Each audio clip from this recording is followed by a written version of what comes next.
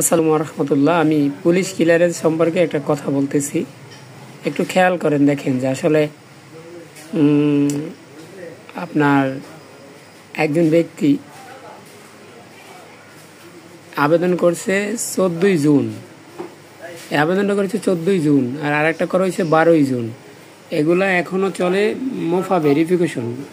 আসলে পুলিশ ক্লিয়ারেন্সের আবেদন করলে যে স্ট্যাটাস দেখায় আসলে কত মানে মার্ক 10 হলে ডেলিভারি হয়।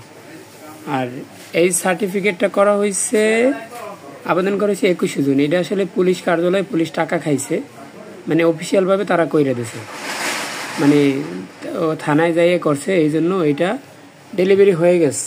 দেখতে পারছেন, এটা ডেলিভারি হয়ে গেছে। এটা হচ্ছে